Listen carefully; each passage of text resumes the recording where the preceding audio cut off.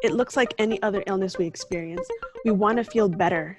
Substance use is often a symptom of untreated mental illness. Angela, thank you so much for joining us today on So Jannelle. I know you guys are very busy, but first things first, people need people. That's one of the many things that I think this year has underscored with the pandemic. But that's always been the philosophy of AADAP.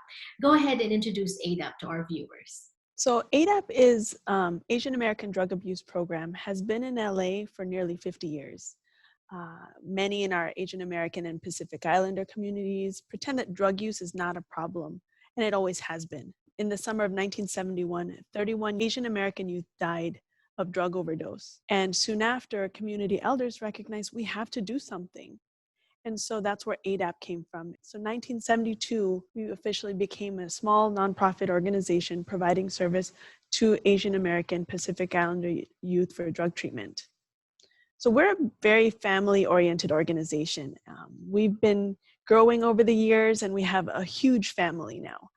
We serve not only just PINOYS and other Asian American and Pacific Islanders, but we serve the diversity of Los Angeles population. We provide not just substance use treatment, but also mental health services, job training and placement, community health and education and prevention, and other social services. So not only do we speak Tagalog and English in-house, we also speak Chinese, Khmer, Japanese, Vietnamese, Spanish, and about 8 other languages in-house, which is rare in LA. That's why I invited you to talk to us today, because there is a correlation between COVID and drug use. Can you expound? Very much. Yes. So if you've noticed, we've been feeling stressed. We're feeling overwhelmed, or we're just even feeling something different. We're not even familiar what the language is. And a lot of it started when COVID started. We're experiencing so many different stressors.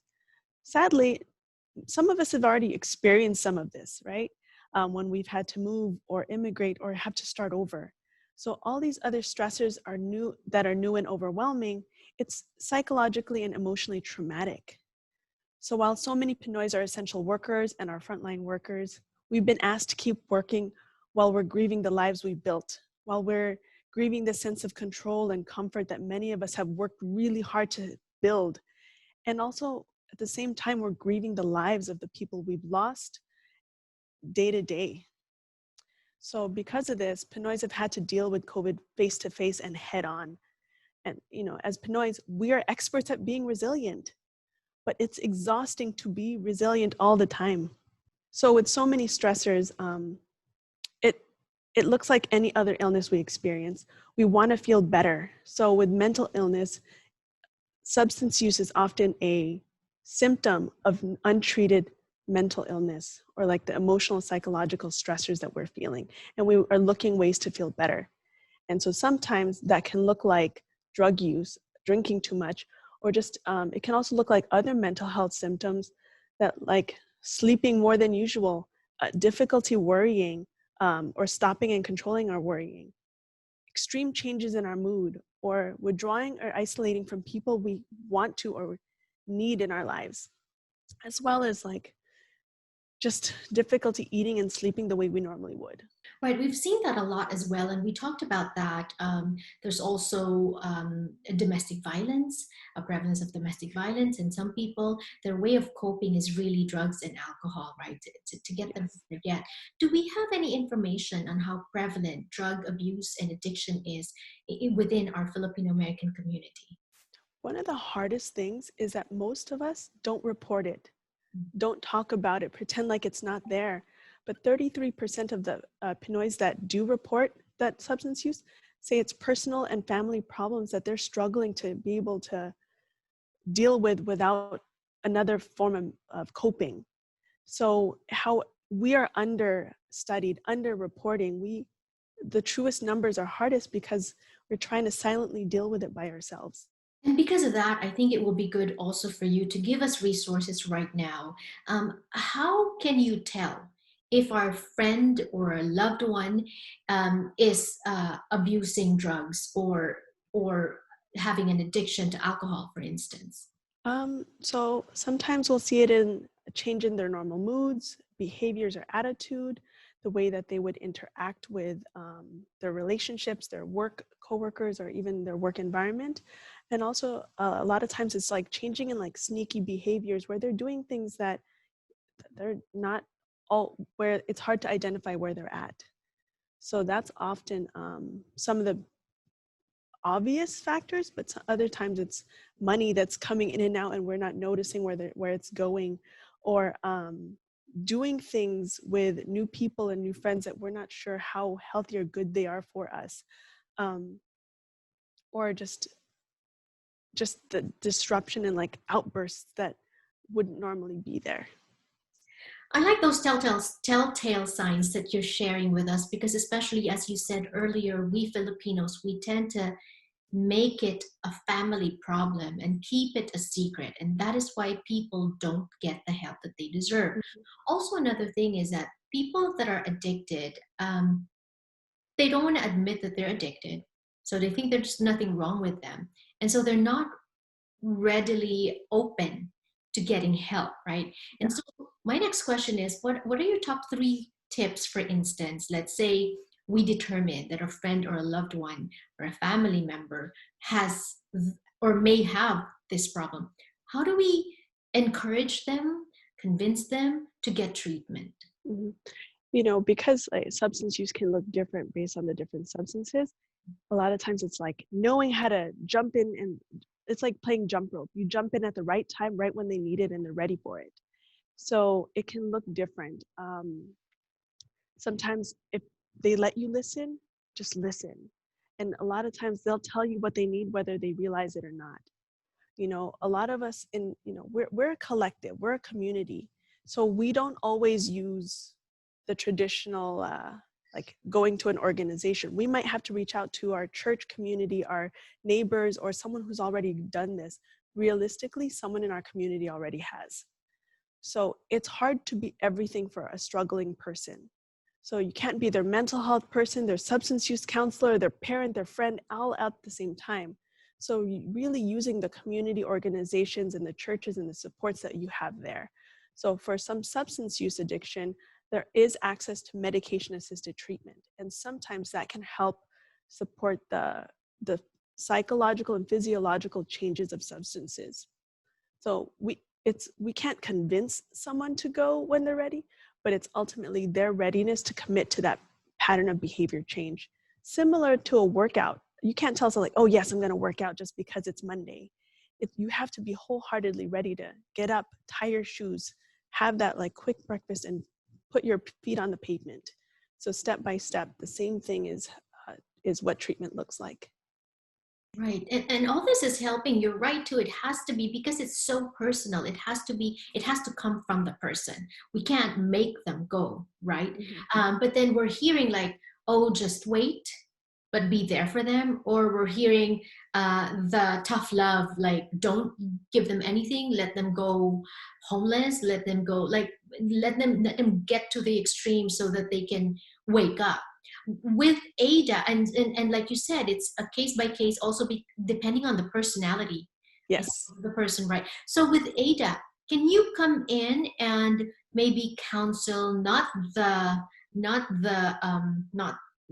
person that's abusing drugs or alcohol, but maybe the friends and loved ones around that person? So we do have that for our youth programs, and it is very much available. The peer and family support is a huge part. Also organizations like NAMI, which focuses on the mental health and like these are symptoms of mental health. And so that's a helpful organization that works with the family and recognizing what boundaries you need for your journey. Because realistically, it's a journey. You don't always know what the outcomes are going to be. There will be ups and downs. And so AADAP has had family support. All we need are the family members who want to be part of it, and we can create it. We've done it before and we'd love to do it again.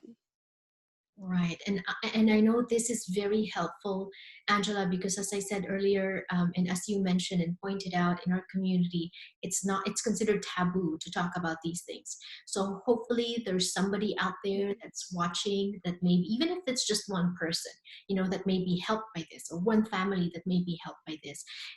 In my previous questions, I asked about the tips. If you're a friend or loved one or a family member surrounding the person that's abusing drugs and alcohol. But now let's talk to the individuals. Mm-hmm. Whether we're abusing or not at this time, it has been very difficult. How do we cope? What are your top three suggestions for coping? One is sometimes just stopping and take a breath and knowing it's okay that it's hard. It's sometimes we're experts at not forgiving ourselves, that we're supposed to know it all or figure it out or, just be able to solve it quickly. But it's Be okay that perfect. we're struggling. Exactly. We are really good at doing that in the Pinoy communities, right? Especially with social media now too, right? We don't want to, there's no problem. Mm-hmm. Oh, and that's one of those things that like most of those social media lives are 5% of the reality. PINOYS, three of the most popular substances that we use is methamphetamine, also known as shabu, marijuana, and alcohol. Some of those are so easily available in our communities. So sometimes it's knowing that more of us are struggling with it than not. As an individual, it's okay just to pause and take a break and exhale the stress of what you're experiencing. Working with someone that, even just asking for tips, if you're not ready for treatment, it's okay. Call and just check in. I had somebody call me every month just to know if appointments are available. Are they available? And she was ready to tell me no every single month. But because I always said yes, she had to be ready to jump in. After a year and a half, she did, and she's messaged me actually a few days ago, and she was super excited to say like, thanks for making me go through that hard stuff. And you're right, we're going through something very difficult, but if we try and focus on the positive as Mm-hmm. well, it can be just a change in perspective. Yeah. So one of the AADAP methods and also a mental health recommendation is creating a healthy routine so that if you have a structured routine, your brain doesn't have to scramble and figure out what do I have to do next to feel better. You already know that when everything's in its place, it's okay. That's what happened when COVID first hit. Our routines got shaken up. We can't go to the grocery store the same way. We can't bring our kids to school the same way. So bringing a routine that we can bring up, and sometimes it's like, I wake up, drink my coffee, and I stop for 5 minutes. And then I can figure out what to do next. And sometimes those small things are really important. I like that. Also focusing, being mindful, even just like 5-minute breaks, right? And it must be more difficult now because we were on lockdown, like shelter in place, especially here in California. And then they eased up, but now we're almost back again. So we need Mm-hmm. these tips because as you're talking about our routines being shaken up, it was shaken up and then we were forming new routines and it opened up and we were adapting to that and now it's closing again. Yes. Right? So with all that, I always recommend for my mental health, substance use, and even just for wellness coaching folks, 5 things. Did I eat enough? Did I eat well today? Sometimes when we eat junk, we feel not good, right? Sometimes it's like, did I drink like juice, like nutrient-based juice? Did I drink enough water? Did I sleep enough? Did my body get enough movement? And did I stop and breathe today? Yes, we're breathing to survive, but how mindful are we that our basic 5s didn't get met? I love that. That's very important. And I'd love to end with that, Angela, but I failed to ask you one important question because we're talking about drug abuse, and obviously we know what drug abuse is, right? Mm-hmm. Alcohol abuse. It's quite difficult, even for individuals, to figure out whether they are addicted or not, right? Mm-hmm. So when is it addiction beyond just recreation? And also now, like admittedly, a lot of people have started drinking more. So Yes, that's been the number one. right. So when do you categorize it as addiction? Is it still healthy for you? If you said that, no, I don't need this, are you still going to be okay? Mm. Can you still do your daily activities without having that glass? Can you trust being well or feeling well without using something to feel better? Mm. Even imagine if I eat cake, even if that one slice was going to make me feel for the moment happy, the whole thing just felt terrible. Mm. So people expect that alcohol abuse can be this huge multi-day binger where you're drinking multiple days and then you only drink You stop when you black out and you wake up and you can sober up until your next binger. Mm-hmm. But a lot of us are daily like 1 to 3 a bottle of wine drinkers. That's not necessarily the healthiest thing. Would you be worried to tell your doctor you're doing that? Right, right. Once you start noticing your own sneaky behaviors and that it's starting to be shameful for you to disclose your own behaviors, ask yourself, is this still good for me? Mm-hmm. Is this something that I really needed, or am I just using it to hide bigger issues? Good. So we'll end on that note because Angela's making us think about all the questions that we need to ask ourselves. And there are more information. There's more information on the website. Angela, go ahead, invite our viewers to get in touch should they feel that they have something to talk about. Yes, please feel free to reach out to us. We're on www.aadapinc.org. You can also find us on Facebook on AADAP Connects, where you can find a lot of good COVID-related resources and mental health and substance use-related resources. You can also see us on Instagram and YouTube, so that you can, if you're not ready to talk to us in person, maybe some of those would be a helpful opportunity. Right. Thank you so much. More power to you, Angela. Maligayang Pasko.